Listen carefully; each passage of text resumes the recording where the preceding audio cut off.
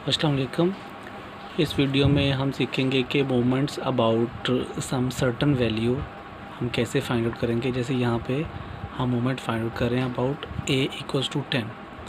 तो moment find करने के लिए सबसे पहले तो आपको उसका फॉर्मूला पता होना चाहिए। तो चलते हैं फॉर्मूला की तरफ। ये है हमारे पास formula, moment about x = a = 10, जो हम एक सर्टन वैल्यू खुद से सपोज कर रहे हैं। खुद से सपोज करने से वैसे होता क्या है कि हमारे पास जो, जैसे मैं डाटा पे शो करूँ आपको, अगर ये गिवन है तो ठीक है, अगर नहीं भी गिवन तो आप अपनी तरफ से भी सपोज कर सकते हैं। तो moment about an arbitrary value उसको बोलते हैं।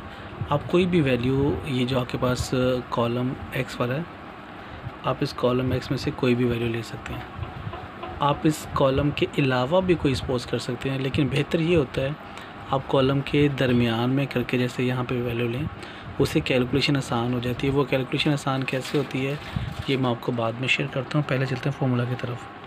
तो जैसे m1 prime = sigma FD divided by sigma F, मतलब आप D का कॉलम बनाएंगे x - a करके डेविएशन का, उसको F से मल्टीप्लाई करेंगे, उस कॉलम का जो टोटल होगा उसको सिग्मा F से डिवाइड कर देंगे। सिमिलरली जब आप सेकेंड मोमेंट कैलकुलेट करेंगे m2 प्राइम, तो वो सिग्मा FD² आ जाएगा डिवाइडेड बाई सिग्मा F। इसमें क्या करेंगे, ये जो FD वाला हमारे पास कॉलम आया होगा, उस कॉलम को एक दफ़ा फिर D से मल्टीप्लाई कर देंगे, तो ये FD² हो जाएगा। और यही प्रोसीजर हम करेंगे इधर μ3 प्राइम के साथ। आपने FD² कैलकुलेट किया हुआ, इसको एक दफ़ा D से मल्टीप्लाई करेंगे, FD³ हो जाएगा divided by sigma F। And similarly μ4 prime calculate इसी तरीके से कर लेंगे। अब ये सारी कैलकुलेशन करने के लिए हम चलते हैं टेबल पे। आपने करना क्या है, x का कॉलम आपको गिवन है इस पर्टिकुलर सवाल में, लेकिन अगर आपको x का कॉलम ना गिवन हो, आपको क्लासेस गिवन हो, तो आप वो क्लास मार्क जब कैलकुलेट करते हैं तो आपके पास x आ जाता होता है। ठीक है, क्लास मार्क को क्या करते हैं, लोअर बाउंड्री और अपर बाउंड्री को ऐड करके 2 पे डिवाइड कर देते हैं। ये हमारे पास है फ्रीक्वेंसी का कॉलम। ठीक है, और फ्रीक्वेंसी का टोटल हमारे पास है सिग्मा F का 131, ये सिग्मा F है। वापस आते हैं, अब हम यहाँ पे D एक कॉलम बना रहे हैं x - a की वैल्यू हमारे पास यहाँ पे ऑलरेडी गिवन है कि वो 10 है, तो इट मीन्स हम x - 10 कर रहे हैं। ये x है, x की सारी वैल्यूज़ में से हम 10 को माइनस करते जा रहे हैं। अब जैसे इसको करेंगे 5 - 10, तो आपके पास ये वाली वैल्यू आ जाएगी। 6 - 10 ये आ जाएगा, 7 - 10, 8 - 10, 9 - 10 और 10 - 10। एक्चुअली होता क्या है कि जब आप इस कॉलम के अंदर से ही वैल्यू सेलेक्ट करते हैं और ये सारी की सारी वैल्यू का जो आपस में डिस्टेंस है, जो यहाँ पे जैसे डिफरेंस है एक का, यहाँ पे डिफरेंस है एक का, ये डिफरेंस, अगर ये डिफरेंस सेम हो तो आप जिसको सपोज करते हैं वहाँ पे 0 आ जाता है, उसके ऊपर सारी नेगेटिव वाली होती हैं, नीचे सारी पॉजिटिव वाली। ठीक है, तो इस तरीके से आप आसानी से D का कॉलम बना लेते हैं। अब हम क्या करेंगे, D को और F को आपस में मल्टीप्लाई करते जाएंगे, हमारे पास इस FD का कॉलम आ जाएगा। FD, इन दोनों को मल्टीप्लाई करें -5, इनको किया -8, इनको करेंगे तो -15, इनको किया तो -20। सिमिलरली ये भी -20 आ जाएगा, ये 0 आ जाएगा, इसको करेंगे तो ये 22 आ जाएगा, और यहाँ पे ये फिर 22, ये 15, ये 12 और ये 5। तो इस तरीके से ये हमारे पास सारा कॉलम आ गया FD का। इसका जब हमने टोटल मालूम किया, क्योंकि कुछ वैल्यूज़ प्लस वाली थी, कुछ नेगेटिव वाली, तो कैंसिल होके हमारे पास सारा का सारा टोटल आ गया 8।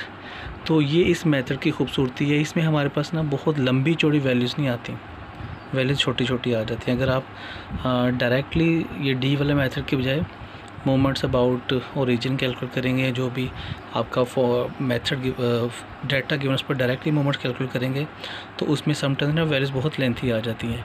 डेविएशन से क्या होता है, हमारे पास ना डाटा थोड़ा सा शॉर्ट हो जाता है, छोटी वैल्यूज़ हो जाती हैं।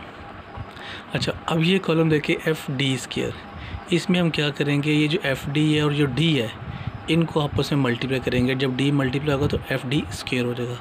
तो अब इनको मल्टीप्लाई करें, देखिए ये 25 आ जाएगा, इनको मल्टीप्लाई करेंगे ये 34 आ जाएगा, इनको मल्टीप्लाई करेंगे ये 45, सिमिलरली इनको मल्टीप्लाई 40, ये 20 आ गया, ये 0, ये 22, ये 44, ये 45, ये 48 और ये 25।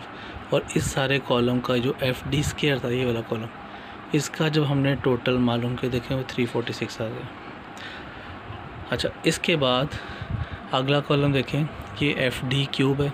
आप क्या करोगे, इस एफ डी स्क्वायर को दोबारा फिर ये डी वाली वैल्यू से मल्टीप्लाई करते जाओगे। ये देखें ज़रा, 5 और ये 25 है, तो ये माइनस में है, ये माइनस का 125। सिमिलरली इन दोनों को मल्टीप्लाई किया, 4 को 32 को, तो ये माइनस का 128। सिमिलरली इनको मल्टीप्लाई किया तो माइनस 135, यहाँ से आ जाएगा माइनस 80, यहाँ से आ जाएगा माइनस 20, ये 0, ये 22, ये 88, ये आ जाएगा 135, ये आ जाएगा 192 और ये 125। और इस सारे कॉलम का जो एफ डी क्यूब है, इसका जब हमने टोटल मालूम किया है तो हमारे पास आ गया 74। और लास्ट कॉलम हम बनाएंगे जब एफ डी पावर 4 का, उसमें क्या करेंगे, एफ डी क्यूब को एक दफ़ा फिर डी से मल्टीप्लाई करेंगे। अब इनको मल्टीप्लाई करेंगे तो ये 625, इनको करेंगे दोनों को 4 को, और ये जो है 128, तो ये आ जाएगा 512। सिमिलरली इनको करेंगे तो 405, इनको किया है तो 160, 20, 0, 22 और ये 176। इन दोनों को करेंगे तो 405 और इन दोनों को करेंगे 192 को और 4 को तो ये 768। 5 को करेंगे 25 से तो ये आ जाएगा 625। और इस कॉलम का टोटल एफ डी पावर 4 का टोटल ये हमारे पास आ गया 3718। अभी देखें, ये हमारे पास पूरा का पूरा टेबल बन गया है। बाकी कम रह गया है, हमने इसमें फॉर्मूलाज में वैल्यूज़ लगानी है और आंसर फाइंड आउट करना है। तो first moment about x equals to जो a था, a इक्वल्स टू 10 जो, तो उसमें फॉर्मूला है m1 prime equals to F D sigma over sigma F. तो सिग्मा एफ डी का टोटल आपके पास 8 था और सिग्मा एफ का ये 131 है, तो ये यहाँ पे रिप्लेस कर दिए। इनको डिवाइड किया तो आपके पास आ गया ये 0.06। सिमिलरली ये जो μ2 प्राइम है, F sigma F D square की वैल्यू लगा दी यहाँ पे 346, सिग्मा एफ की वैल्यू लगा दी 131। इनको जब हमने डिवाइड किया तो हमारे पास आ गया 2.64। और इसी तरीके से यहाँ पे देखें ज़रा, μ3 प्राइम ये उसका फॉर्मूला था और ये एफ डी पावर 3 की वैल्यू है और ये सिग्मा एफ की वैल्यू है। इनको डिवाइड किया तो 0.56 आ गया। और इसी तरीके से हमारे पास ये μ4 प्राइम है, तो sigma F D power 4 divided by sigma F equals to ये उनके वैल्यूज़ गए। Sigma D F D power 4 की वैल्यू ये थी, डिवाइडेड बाई 131 जो कि सिग्मा एफ की वैल्यू है, और डिवाइड होकर आपके पास आ गया 28.38। तो इस तरीके से ये आप moments about and arbitrary value calculate कर सकते हैं। बहुत आसान है। इसमें आर्बिट्रेरी वैल्यू आपको गिवन थी a इक्वल्स टू 10।